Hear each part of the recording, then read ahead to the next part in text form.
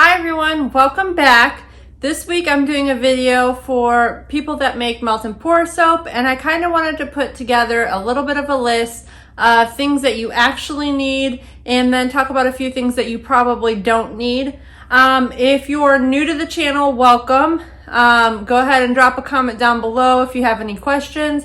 And if you're returning to the channel or you are an experienced soap maker, I want you to go ahead and write me a comment or let the other people who are new to soap making why you love soap making and any kind of product that you personally would recommend.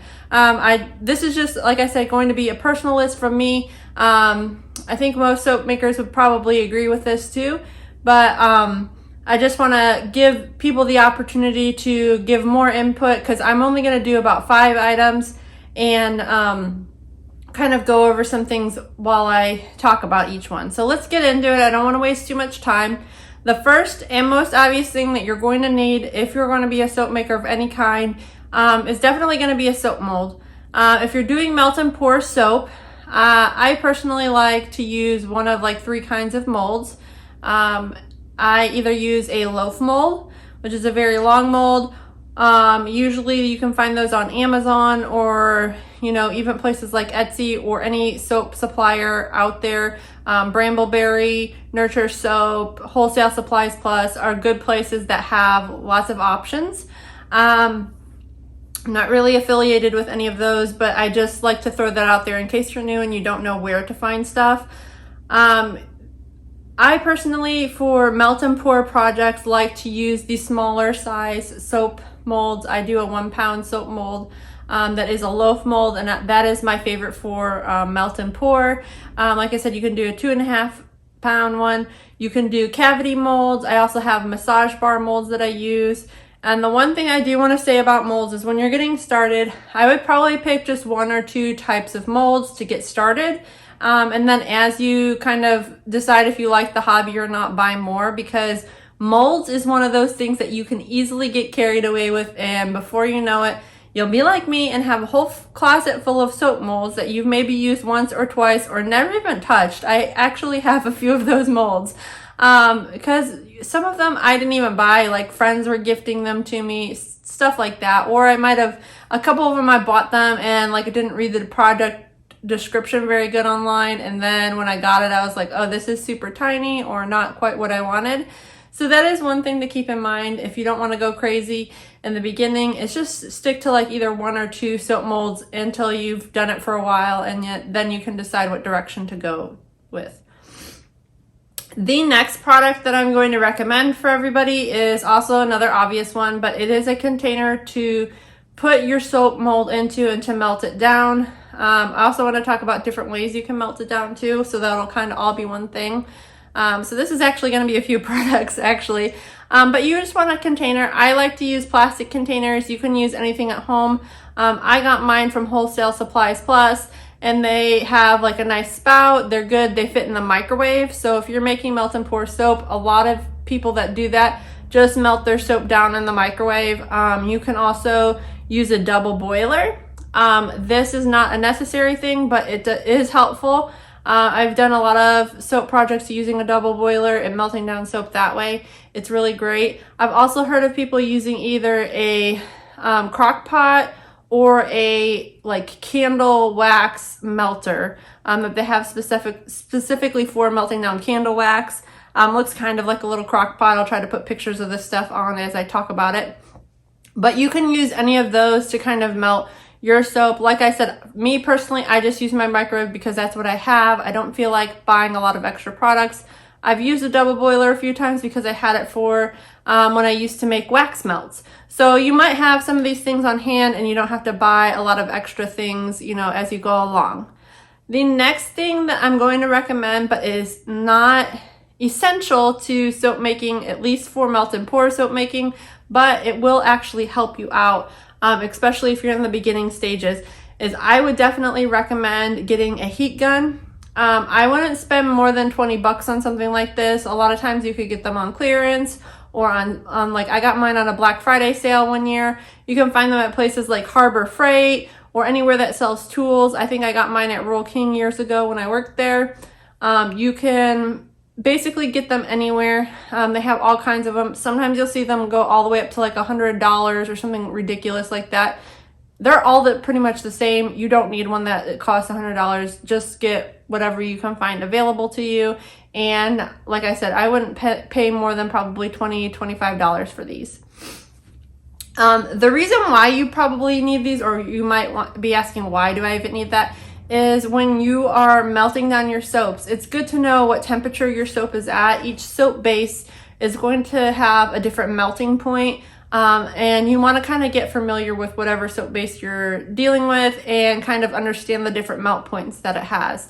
The reason you might want to use this is because either you're doing like a swirling technique, maybe with two different bases or just two different colors, and it's good to get an idea of what point that soap actually melts, because the closer you are to like let's say the soap melts at 125 degrees. So when you're mixing your ingredients, the closer you are to 125 degrees, like if you get it to 130 degrees, you can probably start to get like a nice swirl, or sometimes you might want to even go, even closer to the 125. It's also good if, like I was saying, if you're putting some sort of additive in there, like if you're adding glitter and you want it to stay suspended, or if you're using like poppy seeds, or I don't know what else you might put in your soap for melt and pour, but something of that nature. The next thing I'm going to say is fragrance oils. For melt and pour soap, I personally recommend fragrance oils because, and this is the only reason why, with essential oils, you do have to be kind of careful. Some of them have very specific usage rates and can be harmful to your skin. So unless you are somebody that has kind of done your own research on essential oils specifically, I would say to kind of stay away from that for a while and do a little bit of research before you dive right into that, if that makes sense. Okay, sorry about that. I had a little issue with my camera, but all is good. But like I was saying, with fragrance oils, you can usually find out if they're skin safe on any manufacturer website. And they also give you usage rates, and just again, my personal opinion, they're more cost effective for what you're doing, especially if you're still learning how to soap make. So that is a reason why I would personally recommend fragrance oils over essential oils. And a lot of times, at least with my customers, when I did used to sell soap, they don't really have a preference between essential oils or fragrance oils. Sometimes you can market specifically to, like, if you want to do a more all natural type of line, you can do essential oils. But keep in mind, if you're making soap from melt and pour, there are sometimes additives in certain melt and pour bases. So you kind of want to watch what you're doing and really understand the ingredients that are in your soap. The next thing I'm going to recommend is colorants. And again, this is obvious. So you might be asking yourself, what kind of colorant do I need for melt and pour soap? Personally, I would recommend that you use a mica. You can use liquid dyes. You can use, I forget what they're called, like those would kind of be in the liquid dye category of I'm kind of spacing out a little bit. But they're like called stained glass colors or something like that from some suppliers. I don't know why that's coming to my head. But anyway, you can use different kind of color dyes. You can also use color blocks. Some retailers sell little blocks, color blocks. I also sell them in my Etsy store. There's a link down below. You can find like different types of clays and oxides to add to your soap. Those are a little bit harder to incorporate, and you kind of have to be careful about how much you're using. Like with clays, they tend to kind of clump up in melt and pour soap if you don't mix them properly. And one thing I'm going to recommend, whether any kind of like mica, anything that's like a powder form, so that would be micas, clays, or oxides, I would recommend getting some liquid glycerin and also having rubbing alcohol. That's another thing that you guys need, rubbing alcohol. But anyways, the liquid glycerin and the rubbing alcohol are good to kind of mix together and turn whatever coloring you're into like a pasty kind of consistency, and it makes it better mix in and incorporate into your melt and pour soap. So that's a little tip and a little hint for you guys if you didn't know. Now, The last thing that I want to share with you guys is an item that I highly recommend you avoid despite everything you read on the internet, is botanicals, believe it or not.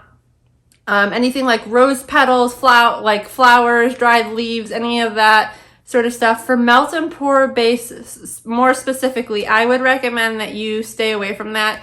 I know a lot of kits come with it, but the truth is they either really discolor your soap a lot or they mold your soap a lot. And I have a video on my channel if you guys want to check that out, and I kind of test out a few things. Some of them are even, like I was saying, like sellers where you can buy like kits from, they'll sell it in a kit this way and not really like tell people who are new to the craft, you know, what happens when you use this and how it can look ugly. It might be okay if you're just doing this like as a hobby soaper or for your personal use and you don't care if the soap turns brown or ugly colors, but if you are getting into this and you have plans to sell, I would just kind of avoid that altogether. There are only like a few actual botanicals that you can use in melt and pour soap that don't like get ruined in the soap. So just keep that in mind when you're buying your soap. So thank you all for watching. And like I said, if you're new to soap making, let me know what's like bringing you to the hobby. Leave a comment down below. And if you are, you know, an experienced soap maker, go ahead and let me know what I forgot down in the comments so that way other soap makers, especially melt and pour soap makers, know what to find. And thank you guys for watching, and don't forget to check out some of my other videos. If you learned something here today or thought the content was valuable, go ahead and give me a thumbs up, and don't forget to like and subscribe the video. Thank you.